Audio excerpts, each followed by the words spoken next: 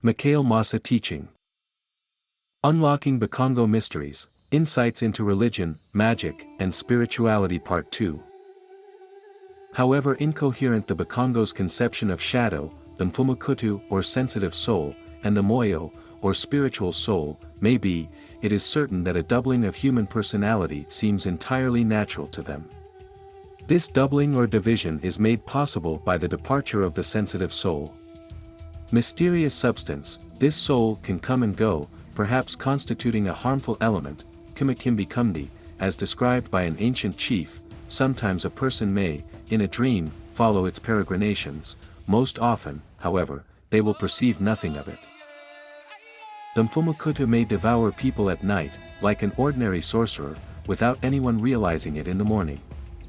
This justifies the following saying: if your father or mother are sorcerers, do you know it? Perhaps they don't even know it themselves. An ancient nana whom I questioned about witchcraft, Kindoki, gave me the following explanation: sorcerers are evil men endowed with a malevolent mfumukutu. Through a powerful magical means, they manage to transform into a minuscule animal, equals kiolu, to insert themselves into a person's body and kill them. While this infernal drama unfolds, their human body remains in the hut. No one can suspect that these peaceful sleepers are harmful sorcerers who feed on blood. What becomes of the various elements named above, body, spiritual soul, sensitive soul, upon the death of a person? And first of all, how do the Bakongo explain this tragic metamorphosis? In three ways: either death comes from Nzambi who caused it, either by accident, or simply by old age and exhaustion of strength, or it is caused by man, who sometimes does it by poison, sometimes by a serious injury. It can also be provoked by maneuvers of sorcery or kindoki. According to the Bakongo, this last mode is the most frequent and is nothing other than what we call illness. Fetish spirits can seize a person either spontaneously or because the nkisi or fetish has been activated against him by the sorcerer, enemy, thief, or sorcerer. They will always strike him with some illness, each according to its own virtue. These illnesses generally cannot be cured except by the nana or fetishist who has in his possession the nkisi, author of the evil. Ndoki, sorcerers and bringers of evil spells, can by secret maneuvers of sorcery, as in the case mentioned above, change into minuscule animals, penetrate into the heart of their victim and suck their blood. Their misdeeds will quickly lead the sick person to agony. He will no longer hear, see, soon he lies unconscious, his mfumukutu having abandoned him to go far away. From the moment it is said that he is dead to the ears, fuidamakutu, as soon as he no longer breathes, fuidi inbam, he is dead to the nose. The ndoki have sucked him dry, samuna, like swallowing an egg. Just as only the shell remains, kibula kisala, likewise only the human envelope remains, kigagala kisala. There is no longer a person there but a mvumbai.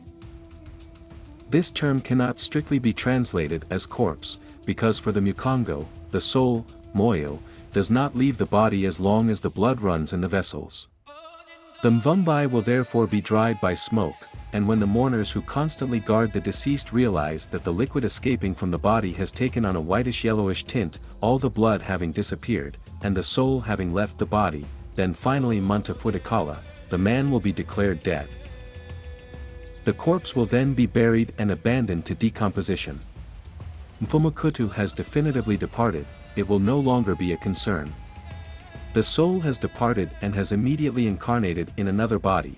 Kumasa kubaka nitunkaka, it went to the abode of the ancestors and took a white body there, smaller in size and with red hair.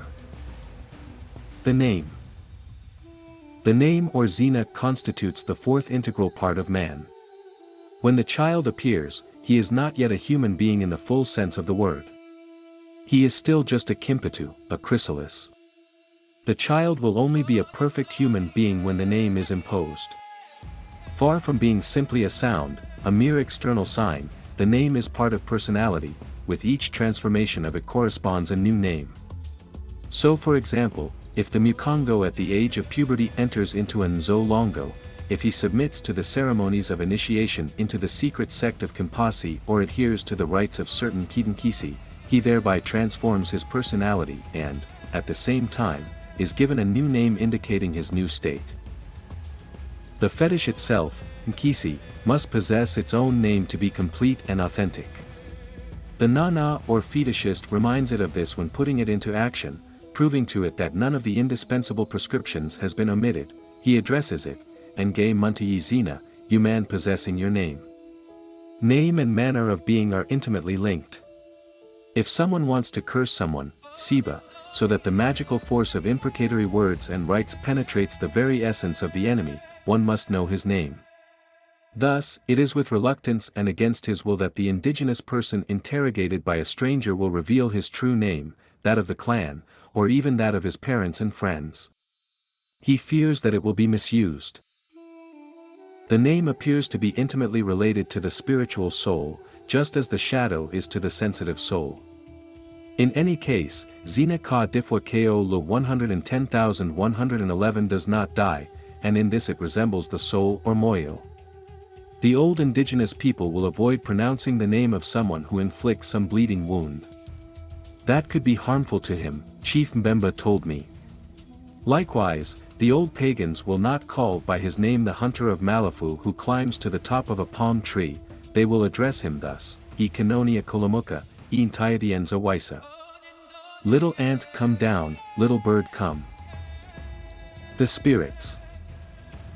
What we call spirits are for the Bakongo human beings who, after their death, continue to exist in other human bodies.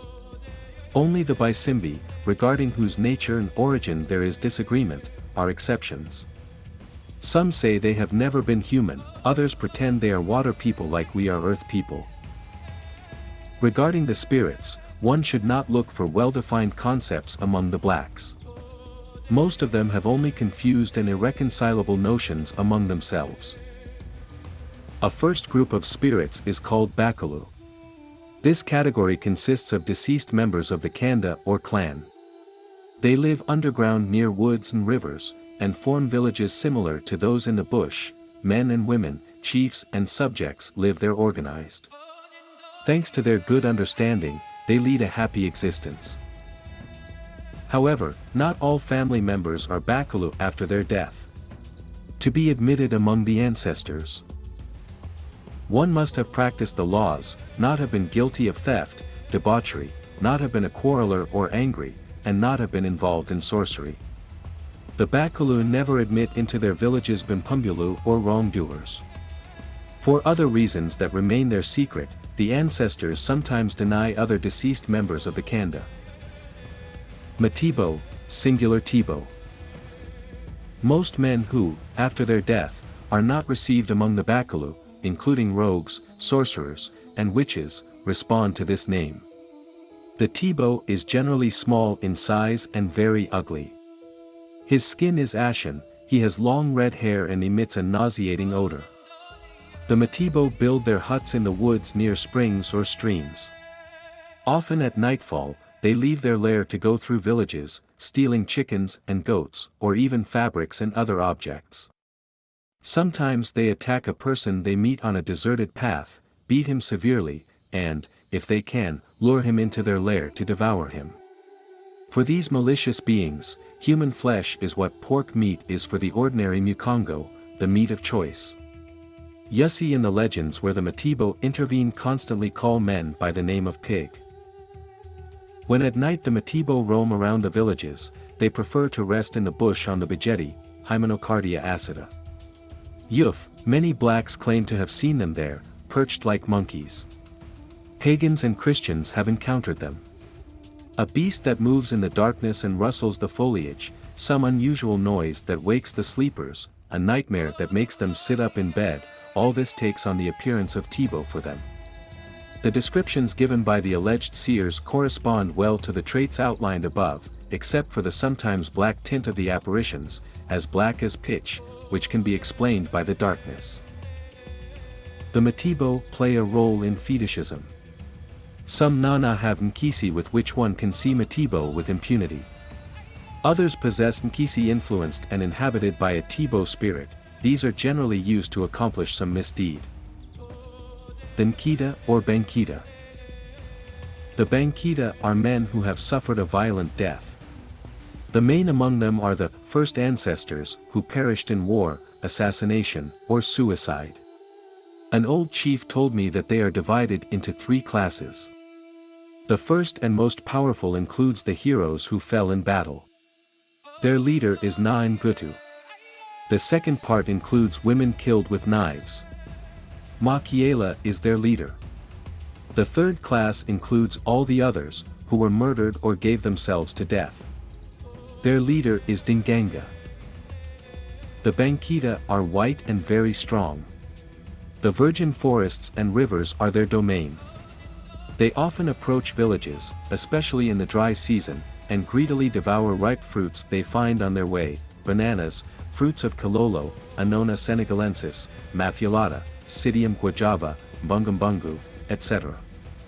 They sometimes appear as bats, jembo, or swallows, Mindalandata. When the old pagans see these birds, they keep silent, spit on the ground as long as they are in sight, and whisper to themselves, Bayaya Balyatanga or Bankita Balyatanga, these are the spirits of the ancestors, or the Bankita passing by. It is also thought that a man who is murdered voluntarily or imprudently. Mikhail Massa video subscribe.